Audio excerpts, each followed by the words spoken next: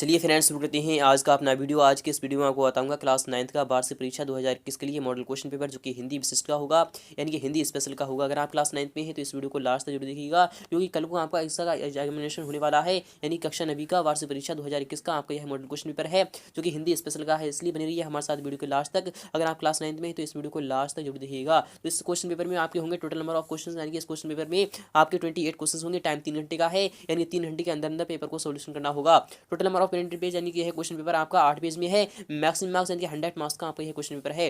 तो friends, model question paper देखने से पहले कुछ निर्देश आपके सामने आ रहे हैं, उसे पढ़ना बहुत ही जरूरी है। जब आप निर्देश पढ़ते हैं तभी आपको पता चलता है कि क्वेश्चन पेपर यानी क्वेश्चन क्या कहना चाहता है। तो पहला निर्देश आपके सामने आ चुका है, आपके स्क्रीन पर है कि वस्तुनिष्ठ प्रश्न सबसे पहले हल करना है, यानी कि जितने भी आपको वस्तुनिष्ठ प्रश्न दिए जाएंगे उनको सबसे पहले यानी सर्वप्रथम आपको हल करना होगा। सेकंड वाला है कि प्रश्न क्रमांक 1 से 5 तक आपको वस्तुनिष्ठ प्रश्न दिए जाएंगे। प्रत्येक प्रश्न के लिए एक एक अंक आपको निर्धारित किया गया है। चलते हैं नेक्स्ट पर, यानी प्रश्न क्रमांक 6 से यानी 16 तक प्रत्येक प्रश्न के लिए 2-2 अंक निर्धारित हैं। प्रत्येक प्रश्न का उत्तर लगभग 30 शब्दों में आपको देना होगा। चौथा है प्रश्न क्रमांक 17 से 19 तक प्रत्येक प्रश्न के लिए 3-3 अंक निर्धारित हैं, शब्द सीमा जिसमें कि 30 से 75 शब्द होगी। तो पांचवा वाले भी ये निर्देश पढ़ लेते हैं जो कि आ चुका है, यहाँ सामने है कि शब्द सीमा यानी प्रश्न क्रमांक 20 से 25 तक प्रश्न के लिए यानी प्रत्येक प्रश्न के लिए 4-4 अंक निर्धारित किए गए हैं, जिसमें कि शब्द सीमा 75 से 120 शब्द होगी। छठा वाला देते हैं कि प्रश्न क्रमांक 26 से एवं 27 के लिए 5-5 अंक निर्धारित किए गए हैं, जिसमें कि शब्द सीमा 120 से 150 शब्द होगी। सातवां वाले देते हैं कि प्रश्न क्रमांक 28 के लिए यानी कि 10 अंक निर्धारित किए गए हैं। आ खंड के लिए 7 अंक तथा वा के लिए आपके 3 अंक यानी कि 3 अंक मिलेंगे आपको। शब्द सीमा जिसमें कि 200 से 250 शब्द होगी। तो नेक्स्ट वाले देते हैं कि प्रश्न क्रमांक यानी कि प्रत्येक प्रश्न के लिए आवंटित अंक उनके सम्मुख अंकित है, यानी कि वह क्वेश्चन कितने अंक का है आपके सामने यहाँ पर दिया जाएगा। तो शुरू करते हैं आज का अपना वीडियो। फ्रेंड्स, पहला क्वेश्चन आ चुका है, आप सामने है। वेरी मोस्ट है, भी बार बार आता है, इस बार भी आ सकता है कि निम्नलिखित कथनों में से यानी निम्नलिखित कथनों के सही विकल्प आपको चुनकर लिखना है। तो पहला क्वेश्चन है, क्वेश्चन में पहला वाला क्वेश्चन है, यह क्वेश्चन आपका 5 अंक का होगा। अगर आपने 5 का जवाब दे दिया तो आपको 5 अंक मिल जाएंगे। स्वतंत्रता का दीपक कविता के कवि हैं फ्रेंड, जो स्वतंत्रता का दीपक कविता है उसके कवि कौन है? क्या गोपाल सिंह नेपाली है, या फिर कबीर दास है, या फिर जयशंकर प्रसाद है, या फिर जायसी है? तो आपका जवाब कौन सा आना चाहिए? फिलहाल क्या आपका जवाब आएगा ऑप्शन नंबर फर्स्ट, यानी कि गोपाल सिंह नेपाली। जी हाँ फ्रेंड, जो स्वतंत्रता का दीपक कविता के कवि हैं वह गोपाल सिंह नेपाली है, इसलिए आपका विकल्प यहाँ पर ए सही हो जाएगा। चलते हैं नेक्स्ट पर, इनके अतिथि के आने पर अनुभूति होती है। फ्रेंड, जब भी आपके घर पर कोई मेहमान वगैरह आता है तो आपको आनंद आता है, या फिर खेद आता है, या फिर निराशा आती है, या फिर खेद और निराशा आती है? तो आपका जवाब कौन सा आना चाहिए? वह होगा आपका ऑप्शन नंबर फर्स्ट, यानी कि आनंद आता है। जी हाँ फ्रेंड्स, आपका ऑप्शन नंबर फर्स्ट यहाँ पर सही होगा। तो नेक्स्ट क्वेश्चन देते हैं, क्वेश्चन नंबर 3 भी आ चुका है, आप सामने है। वेरी मोस्ट है कि हमारी पृथ्वी को सूर्य की परिक्रमा करने में कितने दिन लगते हैं, यानी कितना टाइम लगता है? तो हमारी पृथ्वी को सूर्य की परिक्रमा करने में क्या 308 दिन लगते हैं, या फिर 365 दिन लगते हैं, या फिर 300 दिन लगते हैं, या फिर 370 दिन लगते हैं? तो आपका जवाब होगा ऑप्शन नंबर बी, यानी कि 365 दिन लगते हैं। फिलहाल क्या यहाँ पर होना चाहिए 365 दिन 4 घंटे, तभी तो एक साल में 365 यानी कि दिन होते हैं। चलते हैं नेक्स्ट पर, यानी दो वर्णों के मेल को कहते हैं। जब दो वर्ण यानी जब दो वर्ण मिलते हैं तो उसके मेल को क्या कहते हैं? क्या समास कहते हैं, या फिर अलंकार कहते हैं, या फिर संधि कहते हैं, या फिर प्रत्यय कहते हैं? तो आपको पता होगा दो वर्णों के मेल से आपकी संधि बनती है। जी हां फ्रेंड्स, आपका उस नंबर यहाँ पर सही हो जाएगा। चलते हैं नेक्स्ट वाले क्वेश्चन देखते हैं, क्वेश्चन 5 भी आ चुका है आप सामने। काव्य की शोभा बढ़ाने वाले तत्वों कहते हैं। फ्रेंड्स, जो काव्य की शोभा बढ़ाने वाले तत्वों क्या कहते हैं? क्या अलंकार कहते हैं, या फिर रस कहते हैं, या फिर छंद कहते हैं, या फिर स्थायी भाव कहते हैं? तो आपका जवाब यहाँ पर कौन सा होना चाहिए? वह होगा आपका ऑप्शन नंबर फर्स्ट, यानी कि अलंकार कहते हैं। जी फ्रेंड्स, काव्य की शोभा बढ़ाने वाले तत्वों को हम अलंकार कहते हैं, इसलिए आपका विकल्प पहला वाला सही हो जाएगा। तो नेक्स्ट क्वेश्चन देते हैं, क्वेश्चन नंबर 2 भी आ चुका है आप सामने है। वेरी मोस्ट है, क्वेश्चन नंबर 2 क्या कहना चाहता है कि उचित शब्द का चयन कर रिक्त स्थानों की आपको पूर्ति करना है, यानी कि आपके सामने जो क्वेश्चन दिया रहे हैं, ऑप्शन दिया जा रहे हैं, उसमें से आपको छांटना है, तो वही आपका ऑप्शन यानी सही हो जाएगा। तो पहला क्वेश्चन है कि ज्ञानमार्गी धारा के कवि हैं। फिर जो ज्ञानमार्गी धारा के यानी जो कविता है उसके कवि कौन है? क्या जायसी है, या फिर कबीर है? तो आपका जवाब आएगा यानी कि जायसी है। जी हाँ फ्रेंड्स, आपका यहाँ पर जायसी आ जाएगा। चलते हैं नेक्स्ट वाला भी क्वेश्चन देते हैं, क्वेश्चन नंबर 2 है कि गंगा नदी की पहली तथा बड़ी सहायक नदी है। फ्रेंड्स, जो गंगा नदी होती है यानी जो गंगा नदी है उसकी पहली तथा सबसे बड़ी सहायक नदी कौन सी है? क्या यमुना है, या फिर नर्मदा है? तो आपका यहाँ पर जवाब कौन सा आना चाहिए? भाई आएगा यमुना है। जी फ्रेंड्स, यमुना नदी एक ऐसी नदी है जो कि गंगा नदी की पहली तथा सबसे बड़ी सहायक नदी होती है, यानी कि वह उसकी सहायता करती है, इसलिए आपको यहाँ पर यमुना आ जाएगा। चलते हैं नेक्स्ट पर कि महाराणा प्रताप की तलवार अजब विषैली थी, गिलहरी थी, या फिर नागिन थी? तो आपका जवाब आएगा यानी कि नागिन थी। जी हाँ फ्रेंड्स, महाराणा प्रताप की तलवार अजब विषैली नागिन थी, इसलिए आपका यहाँ पर जवाब आना चाहिए नागिन।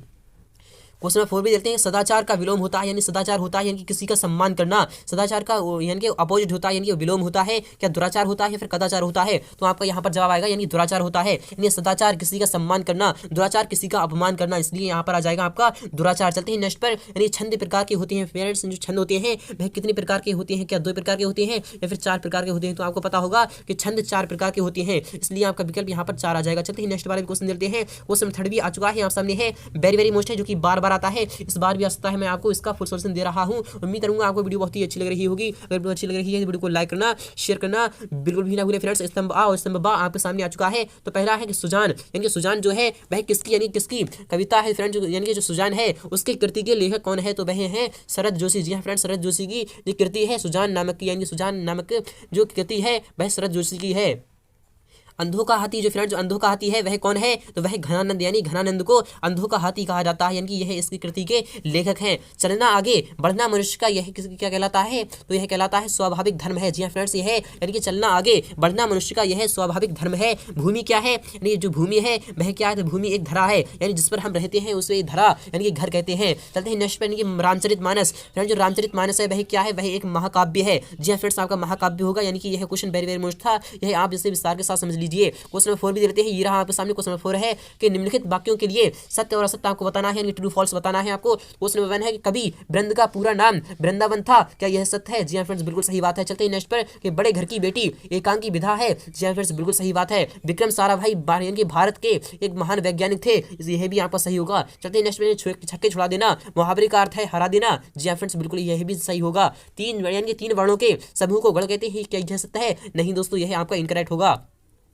तो क्वेश्चन नंबर 5 भी देख लेते हैं, आज का है आप सामने है वेरी मोस्ट, यहाँ से आपको खुद ही सॉल्यूशन करना है। क्वेश्चन 5 है, अगर आप चाहते हैं इसका फुल सॉल्यूशन तो मैं आपको बताऊंगा इसका फुल सॉल्यूशन नेक्स्ट वीडियो में। क्वेश्चन 5 आपके सामने आ चुका है कि निम्नलिखित प्रश्नों के उत्तर एक शब्द या फिर एक वाक्य में आपको देना है। पहला है कि डिठौना किसे कहते हैं, यानी डिठौना क्या होता है आपको बताना होगा। यह क्वेश्चन आपका 1 अंक का है कि मांगलिक द्रव्यों में, यानी कि मांगलिक द्रव्यों में किसे आवश्यक रखा जाता है, आपको यही बताना होगा। सिपाही ने अपना पत्र कहाँ से लिखा था, आपको यही बताना होगा। लोकोक्ति का अर्थ क्या होता है, आपको यही भी बताना होगा। रस के कितने अंग होते हैं, आपको यही बताना होगा। अगर आप चाहते हैं इसका फुल सॉल्यूशन तो मैं आपको बताऊंगा इसका फुल सॉल्यूशन नेक्स्ट वीडियो में। चलते हैं क्वेश्चन 6 भी दे देते हैं, ये रहा आपके सामने क्वेश्चन 6 है, वेरी वेरी मोस्ट है कि मीराबाई को कौन सा रत्न प्राप्त हुआ था, यानी कि जो मीराबाई थी उनको कौन सा रत्न प्राप्त हुआ था, तो आपको पता होगा जो यानी कि वह यानी किसके, यानी कि आपको यह बताना होगा, यह आंसर वेरी वेरी मोस्ट है। अथवा देते हैं कि कवित्री ने बचपन के आनंद को पुनः कैसे पाया था, आपको यही बताना होगा। सुजान अनीति करो से कवि का क्या तात्पर्य है, यानी कि सुजान अनीति सुजान यानी गदर करो उससे कवि का क्या मतलब होता है, आपको यह विस्तार के साथ बताना होगा, क्योंकि यह क्वेश्चन 2 अंक का है। इसमें शब्द सीमा यानी कि 30 शब्द होना चाहिए, मिनिमम 30 शब्द होना चाहिए, मैक्सिमम आपके 75 शब्द भी हो सकते हैं। और सच्चे मित्र की क्या पहचान है, यानी सच्चे मित्र जो होते हैं वह आपके दुख और सुख यानी दोनों में साथ देते हैं, और जो यानी कि जो बेकार मित्र होते हैं वह आपका सिर्फ और सिर्फ यानी कि दुख में काम नहीं आते हैं, हमेशा सुख में ही काम आते हैं, इसलिए आपका यहाँ पर जवाब होना चाहिए ये वाला। चलते हैं नेक्स्ट वाले भी क्वेश्चन देते हैं। क्वेश्चन नंबर 8 भी आ चुका है यहाँ सामने। क्वेश्चन नंबर 8 है कि कवि ने धरती में क्या बोया था, फ्रेंड्स जो कवि है उसने धरती में क्या बोया था, तो आपको पता होगा कि कवि ने धरती में पैसे बोए थे। जी हाँ फ्रेंड्स, कोई पेड़ नहीं बोया था बल्कि उसने पैसे बोए थे, कि वह चाहता था कि पैसों का भी पेड़ उगे, इसलिए आपका यहाँ पर जवाब क्या आना चाहिए, यानी कवि ने धरती में पैसे बोए थे। अथवा वाला क्वेश्चन देते हैं, स्वतंत्रता का निषेध दिया क्यों कहा जाता है, यानी स्वतंत्रता को निषेध का दिया क्यों कहा गया है, आपको यही विस्तार के साथ बताना होगा। शबरी के आश्रम में कौन आए थे, यानी कि शबरी के जो आश्रम में आए थे क्या गुरु आए थे या फिर कौन आए थे, आपको यह बताना होगा। अथवा वाला दे लेते हैं कि कभी मन में किस बात के लिए इंगित करते हैं, आपको यह बताना होगा, यानी कि वह मन ही मन सोचते हैं कि किस तरीके से ये संसार है, आपको यह विस्तार के साथ समझाना होगा। क्वेश्चन नंबर 10 है कि जीवन मार्ग में कांटे और कलियां क्या हो गया, यानी कि जब जीवन के 2 पहलू होते हैं, कभी आपको सुख नहीं रह सकता है और कभी आपको दुख नहीं रह सकता है। जब आप यानी कठिन परिश्रम में रहते हैं तो वह कांटे कहलाते हैं, जब कठिन परिश्रम में रहते हैं तो कुछ समय बाद आपका कुछ यानी कि सही टाइम आ जाता है तो उसे हम कलिया कहते हैं, इसलिए आप यह विस्तार के साथ समझ सकते हैं। यह क्वेश्चन आपका 2 अंक का होगा। अथवा वाला क्वेश्चन देखते हैं कि कवि को घर की याद क्यों आ रही थी, आपको यह विस्तार के साथ समझाना होगा। क्वेश्चन नंबर 11 भी देते हैं, ये रहा आपके सामने क्वेश्चन नंबर 11 है कि भारत में जन्म लेने पर विवेकानंद जी को क्यों अभिमान है, आपको यह विस्तार के साथ बताना होगा, क्योंकि यह क्वेश्चन 2 अंक का है। अथवा वाला क्वेश्चन देते हैं कि नदियां हमारे जीवन के किस कक्ष को यानी किस पक्ष को समृद्ध करती हैं, आपको यही विस्तार के साथ बताना होगा। अथवा क्वेश्चन नंबर 12 है कि लेखक के अनुसार मैना कौन सा यानी कैसा पक्षी है, आपको यह विस्तार के साथ बताना होगा। अथवा वाला क्वेश्चन है कि चित्तौड़ में दीपदान का उत्सव क्यों मनाया जा रहा था, आपको यही बताना होगा। क्वेश्चन नंबर 13 है कि आनंदी का विवाह किसके साथ हुआ था, आपको यही बताना होगा। यह क्वेश्चन वेरी वेरी मोस्ट है। अथवा वाला क्वेश्चन देखते हैं कि मनोहर और रामेश्वरी का क्या रिश्ता था, आपको यही बताना होगा। क्वेश्चन नंबर 14 है कविता के कितने पक्ष होते हैं, आपको यही बताना होगा। क्वेश्चन अथवा वाला है ये रहा आपके सामने है कि प्रबंध काव्य के कितने भेद होते हैं, आपको यही भी क्वेश्चन सॉल्व करना होगा। यह क्वेश्चन आपका 2 अंक का है। क्वेश्चन 15 है कि पेड़ पौधे हमारे लिए किस प्रकार फायदा देते हैं, आपको यह विस्तार के साथ बताना होगा, क्योंकि यह क्वेश्चन आपका 2 अंक का है। तत्सम शब्द आपको लिखना है कोई 2, यानी तो कोई 2 आप तत्सम शब्द लिख दीजिए, आपका आंसर हो जाएगा। चलते हैं क्वेश्चन 16 देखते हैं। ये रहा आपके सामने है कि तद्भव शब्दों को पहचान कर आपको लिखना है कोई 2।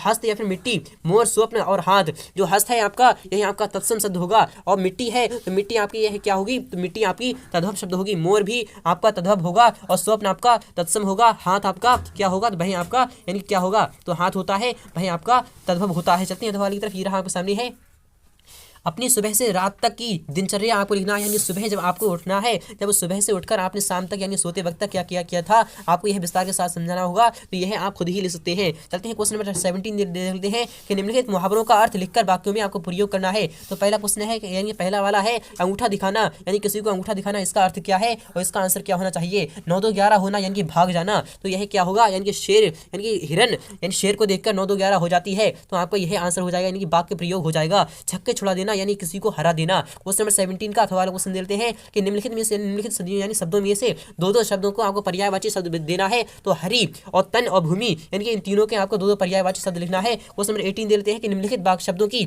संधि आपको करना है कि पौ प्लस अक यानी कि पावक आएगा आपका। जी हां फ्रेंड्स, आपका पावक आएगा, और सु प्लस आगत यानी कि स्वागत आएगा। देव प्लस आला यानी देवालय आएगा आपका। अथवा वाला क्वेश्चन देते हैं कि तत्सम शब्द की आपको परिभाषा देना है, यानी तत्सम शब्द किसे कहते हैं, आपको इसकी परिभाषा देना है। क्वेश्चन नंबर 19 है कि खंडकाव्य और महाकाव्य में आपको अंतर देना होगा। यह क्वेश्चन आपका 3 अंक का है।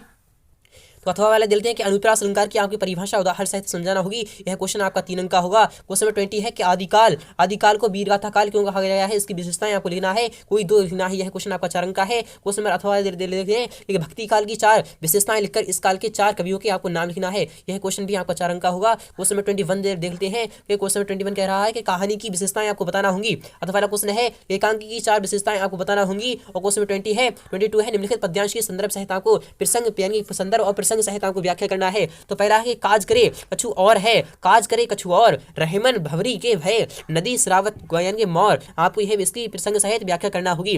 अथवा क्वेश्चन है कि ऊंच नीच का ज्ञान नहीं था, छुआछूत किसने की जानी, मनी यानी बनी हुई थी आह झोपड़ी और चीथड़ों यानी चीथड़ों में रानी, आपको यह बताना होगा। क्वेश्चन नंबर 23 है ये रहा आपके सामने निम्नलिखित गद्यांश की संदर्भ यानी संदर्भ प्रसंग सहित आपको व्याख्या करना है।